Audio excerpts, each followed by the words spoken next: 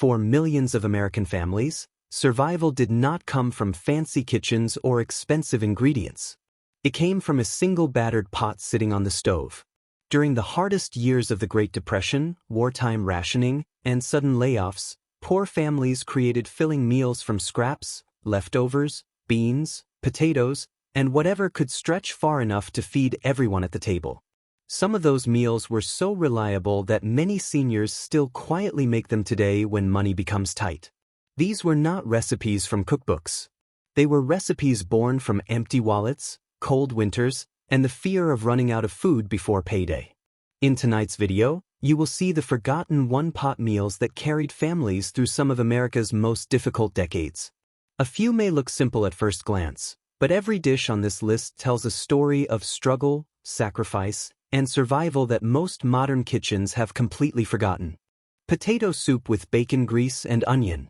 Long before expensive groceries and oversized supermarket aisles became normal, many American families survived winter with little more than potatoes, onions, and a small jar of saved bacon grease beside the stove.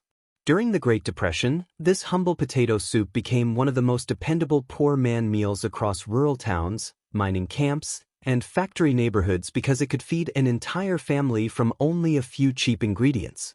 The meal usually began with onions frying slowly in bacon grease inside a heavy cast-iron pot. Families saved every drop of grease after breakfast because throwing it away meant wasting flavor and calories. Once the onions softened, sliced potatoes were added with water, salt, and sometimes a splash of milk if the household could afford it that week. The soup simmered for hours until the potatoes nearly dissolved into a thick, filling broth. Many older Americans still remember eating this meal during snowstorms when paychecks were delayed or work disappeared completely.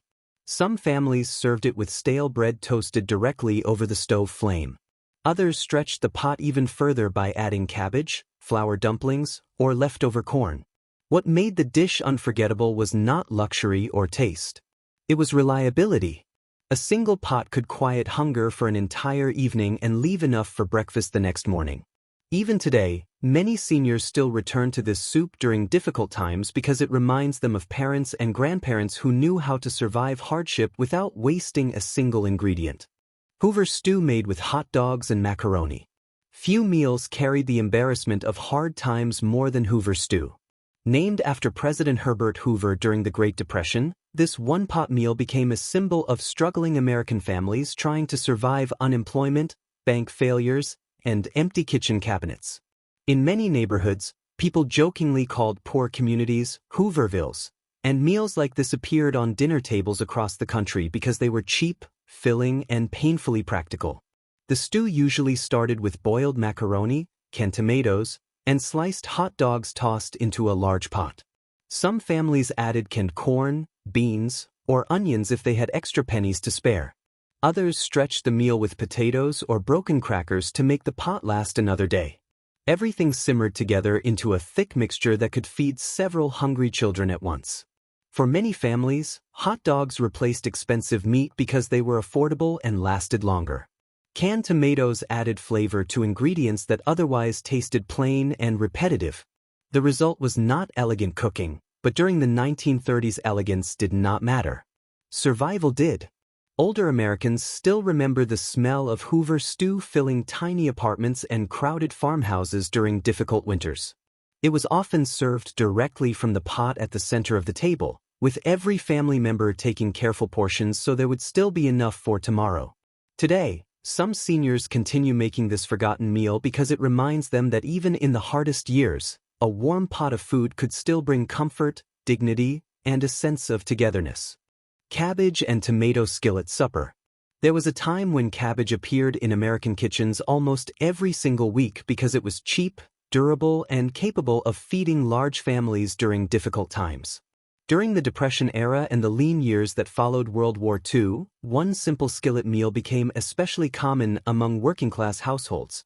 Cabbage cooked slowly with tomatoes, onions, and scraps of leftover meat.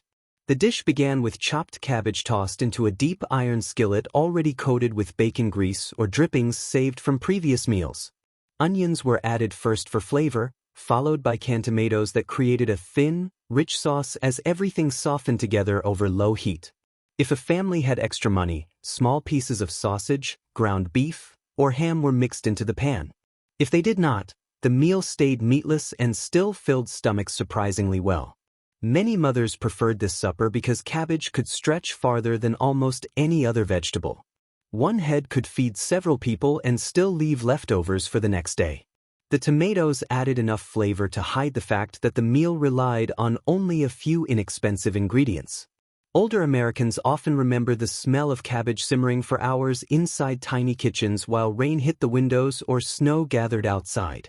For many families, this skillet supper appeared near the end of the month when money ran low and pantry shelves looked nearly empty.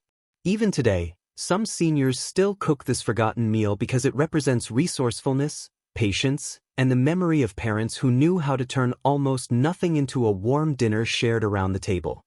Navy bean and salt pork pot. Before frozen dinners and fast food drive-thrus spread across America, dried beans were one of the most trusted survival foods in poor households. Among the most common was the navy bean, a small white bean that could sit in a pantry for months and still become a filling meal when times grew difficult. Combined with salt pork, it created a one-pot supper that fed families through the Great Depression, wartime shortages, and harsh rural winters. The process usually began the night before. Beans soaked in water while mothers and grandmothers prepared for another long day of stretching food as far as possible. The next morning, the beans were poured into a heavy pot with onions, water, and chunks of salt pork slowly simmering over low heat. Salt pork was rarely eaten because it was delicious. Families used it because it was cheap, heavily preserved, and capable of flavoring an entire kettle of beans with only a few small pieces. As the pot cooked for hours, the broth thickened into a rich and smoky meal that could feed several people from almost nothing. Some households served it with cornbread, while others poured the beans over stale bread to make the meal feel larger. Many seniors still remember seeing these pots bubbling on wood-burning stoves during cold evenings when money was scarce and every ingredient mattered. The smell alone often meant the family would not go to bed hungry that night. Today, this forgotten bean pot remains more than a recipe. It is a reminder of how earlier generations survived hardship with patience, discipline, and the ability to create comfort from the simplest foods imaginable. Cornbread mush with milk gravy. In many poor American homes, especially across the South and Appalachia, cornbread was not simply a side dish. It was survival food. Cheap cornmeal could stretch through long winters, feed large families, and fill empty stomachs when little else remained in the pantry. One forgotten meal that appeared again and again during hard times was cornbread mush covered with thin milk gravy. The dish usually began with leftover cornbread crumbled into a pot of hot water or milk until it softened into a thick mash. Families who could afford extra flavor sometimes added bacon grease, butter, or a small pinch of salt. Over the top came a simple gravy made from flour, milk, and drippings saved from previous meals. Nothing was wasted in these kitchens. Every scrap had value. For struggling families, this meal often appeared near the end of the week when meat was gone and grocery money had nearly disappeared. Yet despite its simplicity, the mush provided warmth, calories, and enough comfort to carry people through another difficult day of farm labor, factory work, or unemployment. Older Americans still remember eating this meal quietly around crowded tables lit by dim kitchen lamps. Children often complained about having the same supper again, but parents understood that keeping everyone fed mattered more than variety. What makes this forgotten dish so powerful is the memory attached to it. Many seniors still prepare cornbread mush today because it reminds them of grandparents who survived poverty without wasting food or surrendering to hardship. It was never considered fancy cooking, but during America's hardest years, meals like this helped families endure when almost everything else felt uncertain. Poor man's rice and hamburger hash. When money became tight in post-war America, many families learned that rice could stretch almost any meal far beyond its original size. Combined with a small amount of hamburger meat, onions, and whatever vegetables remained in the kitchen, it created a cheap one-pot supper known in many homes as hamburger hash. It was not a meal people proudly served to guests, but it regularly appeared on dinner tables when paychecks fell short and children still needed full plates. The meal usually started with ground beef browning in a deep skillet. In poorer households, the amount of meat was often small because hamburger cost less than most cuts but still remained expensive during difficult months. To make the food last longer, mothers added large portions of rice, chopped onions, and canned vegetables such as peas or corn. Water or broth was poured into the pan, and everything simmered together until the rice absorbed the flavor from the meat. The result was heavy, filling, and capable of feeding several people from only a handful of ingredients. Some families seasoned the hash with black pepper or ketchup to hide the plainness of the dish. Others topped it with leftover gravy from previous meals. Many seniors still remember this supper appearing during layoffs, medical bills, or winters when extra work disappeared completely.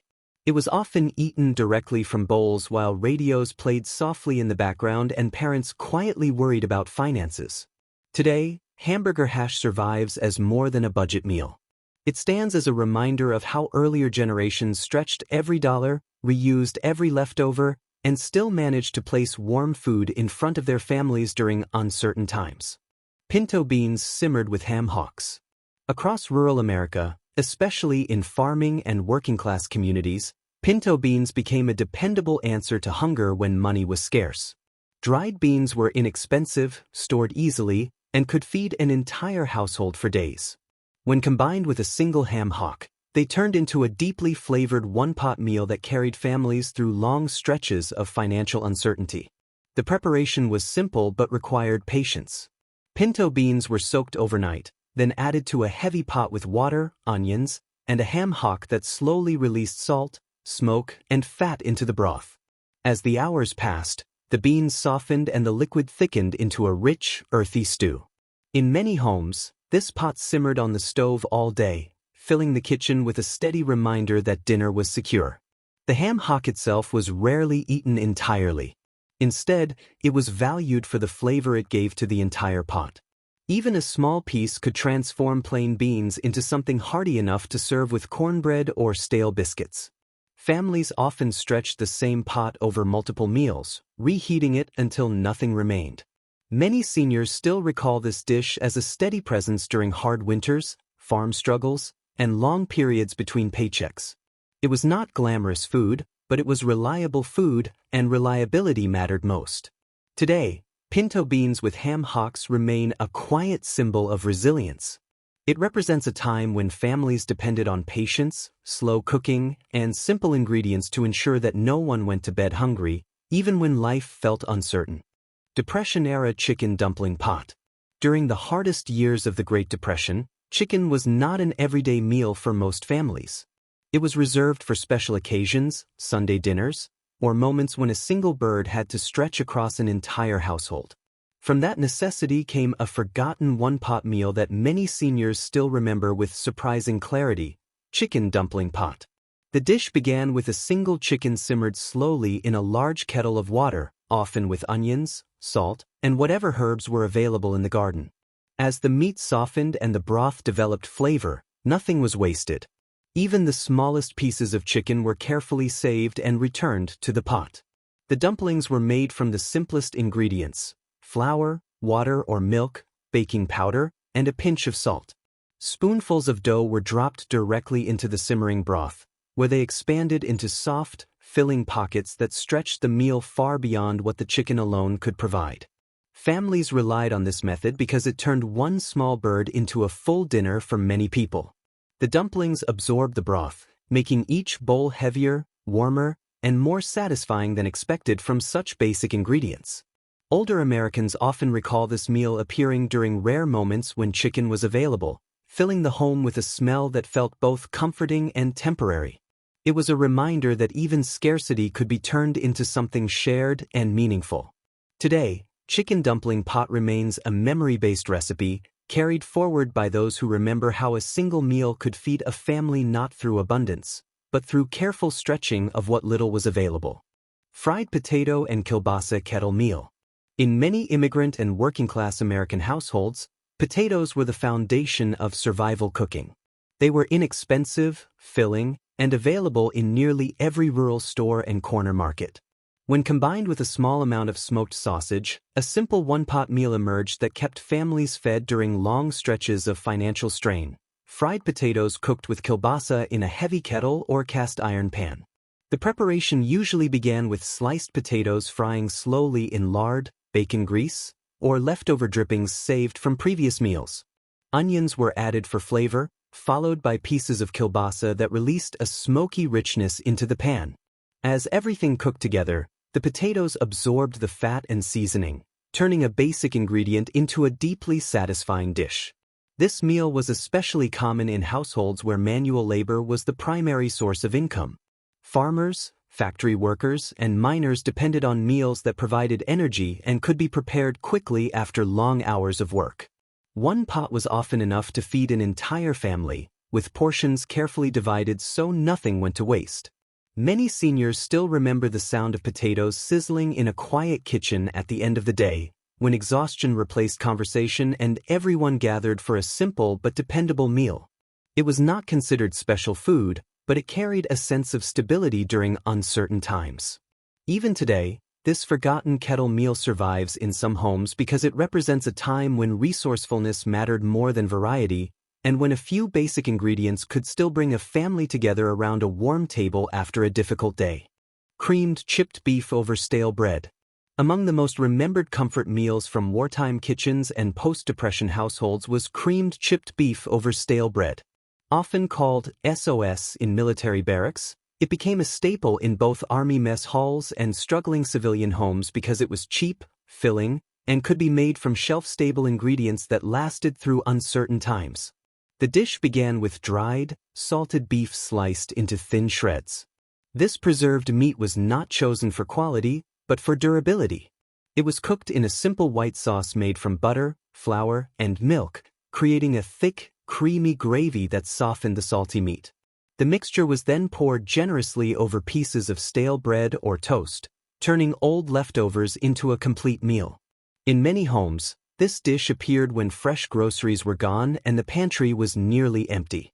Bread that had hardened over several days was not thrown away. It was revived with hot gravy, making it edible again. Families often stretched the meal further by adding peas or potatoes when available. Older Americans still recall this supper as a familiar end-of-the-month solution, especially during wartime rationing when food choices were limited. It was not glamorous, but it prevented waste and ensured that nothing in the kitchen was discarded without purpose. Today, creamed chipped beef remains a quiet reminder of a time when survival cooking meant turning the simplest ingredients into something warm enough to carry families through hardship, uncertainty, and long periods when money simply did not last. These forgotten one-pot meals are not just recipes from the past. They are records of survival. Each dish you have seen carried families through unemployment, war rationing, and seasons when even basic groceries were uncertain. There was no comfort of choice, only the discipline of stretching what little remained in the kitchen until it could feed everyone at the table. For many seniors, these meals are not history. They are memory. The smell of simmering beans, the sound of potatoes frying, and the sight of a single pot feeding an entire household still represent a time when hardship was common and resourcefulness was necessary. Today, most kitchens are filled with abundance, yet these dishes remain powerful reminders of how earlier generations endured with patience and dignity. They turn scarcity into survival and silence into strength. If you want more forgotten food stories like this, make sure to subscribe and stay with us. There are still many lost recipes waiting to be uncovered from America's past.